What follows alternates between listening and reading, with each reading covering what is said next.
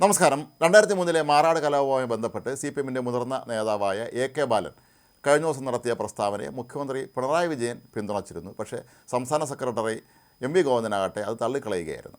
അതിനിടയിലാണ് കഴിഞ്ഞ ദിവസം മുഖ്യമന്ത്രി വാർത്താ സമ്മേളനത്തിലൂടെ വലിയ തോതിലുള്ള ചില തള്ളുകൾ നടത്തിയത്.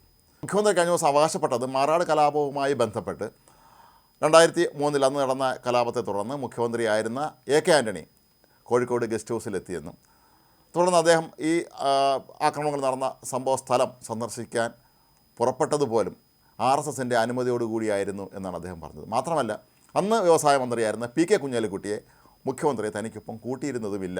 ഇത് RSSൻ്റെ നിർദ്ദേശമനുസരിച്ചാണ് അവർ ഇക്കാര്യത്തിൽ കർശനമായ വിലക്ക് ഏർപ്പെടുത്തിയിരുന്നുവെന്നും അതുകൊണ്ടാണ് കുഞ്ഞാലിക്കുട്ടിയെ കൂട്ടാതെ AK ആൻ്റണി ഒറ്റയ്ക്ക് ഈ സംഭവ സ്ഥലത്തേക്ക് പോയത് എന്നുമാണ് മുഖ്യമന്ത്രി പറഞ്ഞത്. കൂടാതെ അദ്ദേഹം വേറൊരു വലിയ അവകാശവാദം കൂടി ഉന്നയിച്ചിരുന്നു. അതായത് അന്ന് പാർട്ടി സെക്രട്ടറി ആയിരുന്ന താൻ, പാർട്ടി ഭാരവാഹി എന്നാണ് പറഞ്ഞത്, പാർട്ടി സംസ്ഥാന സെക്രട്ടറി ആയിരുന്ന പിണറായി വിജയൻ നേരെ സംഭവസ്ഥലം സന്ദർശിച്ചു. അവിടെ ഒന്നും ഒരു പ്രശ്നവുമില്ലായിരുന്നു, തങ്ങളെ ആരും തടഞ്ഞില്ല, അവിടെയെല്ലാം സന്ദർശിച്ച് കാര്യങ്ങളൊക്കെ മനസ്സിലാക്കി സ്ഥിതിഗതികൾ വിലയിരുത്തി തങ്ങൾ മടങ്ങിപ്പോയി എന്നാണ് അദ്ദേഹം പറഞ്ഞത്. എന്നാൽ അങ്ങനെ ആയിരുന്നില്ല യഥാർത്ഥത്തിൽ സംഭവിച്ചത്.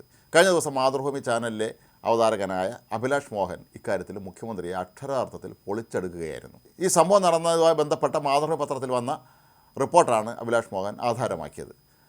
ഈ റിപ്പോർട്ട് അനുസരിച്ചാണെങ്കിൽ മുഖ്യമന്ത്രി പറഞ്ഞതിൻ്റെ നേരെ വിപരീതമാണ് സംഭവിച്ചത്. മാതൃഭൂമിയുടെ റിപ്പോർട്ട് അനുസരിച്ച് അന്ന് പാർട്ടി സെക്രട്ടറി ആയിരുന്ന പിണറായി വിജയനും MLA-മാരായിരുന്ന PK ശ്രീമതി ടീച്ചറും TP രാമകൃഷ്ണനും പിന്നീട് അന്തരിച്ച മത്തായി ചാക്കോയും ഉൾപ്പെടെയുള്ളൊരു സംഘം അവിടെ എത്തി. പക്ഷേ ജനങ്ങൾ അവരെ തടയുകയായിരുന്നു എന്നാണ് പറയപ്പെടുന്നത്. ഇതിന് കാരണമായി ചൂണ്ടിക്കാട്ടിയത് അക്കാലത്ത് ബേപ്പൂർ പഞ്ചായത്ത് പ്രസിഡന്റായിരുന്ന PP ബീരാൻകുട്ടിയോടുള്ള ജനങ്ങളുടെ പ്രതിഷേധമാണ് എന്നായിരുന്നു. കാരണം ആക്രമണത്തിൽ പരിക്കേറ്റ ഒരു വ്യക്തിയെ ആശുപത്രി പ്രവേശിപ്പിക്കാനായി പഞ്ചായത്ത് വക ജീപ്പ് ആവശ്യപ്പെട്ടപ്പോൾ അതിന് അന്ന് പഞ്ചായത്ത് പ്രസിഡന്റായിരുന്ന ബീരാൻകുട്ടി നിരസിക്കുകയായിരുന്നു എന്നാണ് പറയപ്പെടുന്നത്. അപ്പോൾ എന്താണെങ്കിലും ഇക്കാര്യത്തിൽ ഒരു കാര്യം ഉറപ്പായി, പത്രവാർത്തകളെല്ലാം തന്നെ അന്ന് നിറഞ്ഞു നിന്നത് പിണറായി സംഘത്തെ തടഞ്ഞു എന്നുള്ളത് തന്നെയാണ്. മാതൃഭൂമി മാത്രമല്ല, ഹിന്ദു പത്രത്തിൽ വന്ന റിപ്പോർട്ടും അഭിലാഷ് മോഹൻ അവിടെ ഉദ്ധരിക്കുന്നുണ്ട്. അപ്പോൾ ഏതായാലും മുഖ്യമന്ത്രി ശരിക്കും പൊളിഞ്ഞടുങ്ങിയ ഒരു അവസ്ഥയിലായിപ്പോയത്. എന്താണ് നമ്മുടെ മുഖ്യമന്ത്രിക്ക് സംഭവിച്ചതെന്ന് നമുക്ക് എത്ര ആലോചിച്ചിട്ട് മനസ്സിലാവുന്നില്ല. വളരെ നേരത്തെ പിണറായി വിജയനാകട്ടെ ഒരിക്കലും ഞാൻ എന്നുള്ള പദപ്രയോഗങ്ങൾ, അല്ലെങ്കിൽ ഞാൻ ചെയ്ത കൃത്യങ്ങളൊന്നും അങ്ങനെ പറയുന്നൊരു ശീലക്കാരനല്ലായിരുന്നു. എന്നാൽ മുഖ്യമന്ത്രി ആയതിനു ശേഷമാണ് അദ്ദേഹം പലപ്പോഴും ഈ ഞാൻ എന്നുള്ള പ്രയോഗം നടത്തി തുടങ്ങിയത്. അതിൻ്റെ ഭാഗമായിട്ടാണ് ഞാനൊരു മഹാസംഭവമായിരുന്നു, ഞാൻ ഊരിപ്പിടിച്ച വാളുകൾക്കിടയിൽ കൂടെ നടന്നിരുന്നു എന്നൊക്കെ ഉള്ള രീതിയിലുള്ള പ്രസംഗങ്ങൾ പിന്നീട് അദ്ദേഹം നിരന്തരമായി നടത്താൻ തുടങ്ങിയത്. അതിൻ്റെ ഒരു ഭാഗമായിട്ട് തന്നെയാണ് ഞാൻ മാറാട് ചെന്ന് അവിടെ എല്ലാം ഭംഗിയാക്കി എല്ലാവരെയും ചർച്ച നടത്തി എല്ലാം പരിഹരിച്ച് ഞാൻ തിരികെ വന്നു എന്ന അവകാശവാദം ഉന്നയിക്കുമ്പോൾ ഒന്ന് ഫാക്ട് ചെക്ക് ചെയ്യാൻ പോലുമുള്ള ഒരു സാവകാശം മുഖ്യമന്ത്രി പോലും, അദ്ദേഹത്തിന് ഓർമ്മ ഉണ്ടായിരിക്കാം തീർച്ചയായും ഇക്കാര്യത്തിൽ, പക്ഷേ ഇതൊക്കെ കണ്ടുപിടിക്കാനുള്ള സംവിധാനങ്ങൾ ഇന്ന് ലോകത്തുണ്ട് എന്നുള്ള കാര്യം മാത്രം അദ്ദേഹം ഓർത്തില്ല. അദ്ദേഹം എപ്പോഴും പഴയ കാലത്ത് തന്നെ ജീവിക്കുകയാണോ എന്ന് സംശയം തോന്നുന്ന രീതിയിലാണ് കാര്യങ്ങളിപ്പോൾ വെളിവാകുന്നത്. UDF വർഗീയ ശക്തികൾക്ക് കീഴടങ്ങി എന്നൊക്കെയാണ് മുഖ്യമന്ത്രിയുടെ ആരോപണം. പക്ഷേ ഒരു കാര്യം നമ്മൾ മനസ്സിലാക്കണം, മാറാട് കലാപം നടക്കുന്ന സമയത്ത് ജമാഅത്തെ ഇസ്ലാമി ആരുടെ കൂടെ ആയിരുന്നു എന്നുകൂടി ഒന്ന് ഓർക്കേണ്ടതുണ്ട്. ജമാഅത്തെ ഇസ്ലാമി അന്ന് ഇടതുമുന്നണിയോടൊപ്പം തന്നെയായിരുന്നു, അവർക്കാണ് പിന്തുണ പ്രഖ്യാപിച്ചിരുന്നത്. അപ്പോൾ ഈ ഒരു സന്ദർഭത്തിൽ മുഖ്യമന്ത്രി ഞങ്ങളെല്ലാം വലിയ യോഗ്യന്മാരായിരുന്നു, ഈ കോൺഗ്രസ്സുകാരാണ് വർഗീയ ശക്തികൾക്ക് തലവെച്ച് കൊടുത്തത്, അല്ലെങ്കിൽ അവർ പറയുന്നതെല്ലാം അനുസരിച്ച് മുന്നോട്ട് പോയത് എന്നുള്ള ഈ തള്ള് തിരഞ്ഞെടുപ്പ് ലക്ഷ്യമിട്ട് തന്നെയാണ്. നമുക്കറിയാം, ഇപ്പോൾ നിയമസഭാ തിരഞ്ഞെടുപ്പ് ലക്ഷ്യമാക്കി ഇത്തരത്തിലുള്ള വ്യാപകമായ വർഗീയ ധ്രുവീകരണം നടത്താനുള്ള ശ്രമങ്ങൾ CPM-ൻ്റെ ഭാഗത്തുനിന്ന് ഉണ്ടാകുന്നുണ്ട്.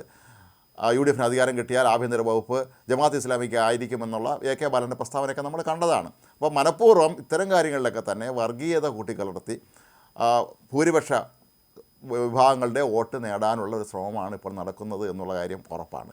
അതിൻ്റെ കൂടി ഭാഗമായിട്ട് തന്നെയാണ് AK ബാലനെയൊക്കെ പോലെയുള്ള ആളുകൾ ഇറങ്ങി ഇത്തരത്തിലുള്ള പ്രസ്താവന നടത്തുന്നത്. ഏതായാലും പാർട്ടി സംസ്ഥാന സെക്രട്ടറി അത് തള്ളിക്കളഞ്ഞുവെങ്കിലും മുഖ്യമന്ത്രി ഇപ്പോഴും AK ബാലനെ പിന്തുണയ്ക്കുക തന്നെയാണ്. എന്നാൽ 2003 മെയ് 4 നടന്ന ഈ ഒരു സംഭവം ഇത്രയും വർഷമായപ്പോഴേക്കും ആളുകളൊക്കെ മറന്നുപോയോ എന്ന് മുഖ്യമന്ത്രി സ്വാഭാവികമായും ഓർത്തിരിക്കും. പക്ഷേ മാറാട് കലാപം എന്ന് പറയുന്നത് നമുക്കറിയാം കേരളത്തിൻ്റെ മതേതര മുഖത്തിനേറ്റ വലിയൊരു തിരിച്ചടിയായിരുന്നു. മറ്റേതെങ്കിലും സംസ്ഥാനത്തായിരുന്നു ഇത് സംഭവിച്ചിരുന്നത് എങ്കിൽ വലിയ തോതിലുള്ള വർഗീയ ലഹള പോലും അവിടെ ഉണ്ടാകുമായിരുന്നു. പക്ഷേ അങ്ങനെ ഒന്നും സംഭവിക്കാതെ തടയുന്ന കാര്യത്തിലൊക്കെ തന്നെ അന്നത്തെ UDF സർക്കാർ വിജയിച്ചു. അവർ ഗാന്ധിയനായ P ഗോപിനാഥൻ നായർ ഉൾപ്പെടെയുള്ള സമാധാനകാംക്ഷികളായ ജനങ്ങൾക്ക് സ്വീകാര്യനായ നേതാക്കളെയൊക്കെ തന്നെ അന്ന് രംഗത്തിറക്കി സമാധാനം പാലിക്കാൻ വേണ്ടി എല്ലാ ശ്രമങ്ങളും അവർ നടത്തുകയും അങ്ങനെ അതിൻ്റെയൊക്കെ ഫലമായി അത് മറ്റ് ഭാഗങ്ങളിലേക്ക് പടരാതെ പെട്ടെന്ന് തന്നെ കെട്ടടങ്ങാനുമൊക്കെ തന്നെ ഏറെ കാരണമായി മാറിയിരുന്നു. പക്ഷേ മുഖ്യമന്ത്രി ഇങ്ങനെ പോവുകയാണെങ്കിൽ ഇനി ഏതെല്ലാം കാര്യങ്ങളിലായിരിക്കും അദ്ദേഹം വീണ്ടും ജനങ്ങൾക്കെല്ലാം അറിയാവുന്നുള്ളൊരു കാര്യം, മിനിമം മാറാട ജനങ്ങൾക്കെങ്കിലും ഓർമ്മയുള്ളൊരു കാര്യത്തെക്കുറിച്ചാണ് ഇത്തരത്തിൽ ഒരു വാർത്താ സമ്മേളനം നടത്തി തള്ളി മറിക്കുന്നത് എന്ന് ഓർക്കുമ്പോൾ നമുക്ക് ചിരിക്കണോ കരയണോ എന്നുള്ളതാണ് ഇപ്പോൾ പലരും ചിന്തിക്കുന്നത്. കാരണം വാസ്തവത്തെ മറച്ചു വയ്ക്കാൻ, അതും വളരെ കുറച്ച് വർഷങ്ങൾക്ക് മുമ്പ് മാത്രം നടന്നൊരു സംഭവത്തെക്കുറിച്ച് പോലും ഇത്തരത്തിൽ തള്ളുകയാണെങ്കിൽ പഴയ കാര്യങ്ങളെക്കുറിച്ച് ഇവർ ഏത് രീതിയിലായിരിക്കും തള്ളുക എന്നാണ് ഇപ്പോൾ എല്ലാവരും ചിന്തിക്കുന്നത്.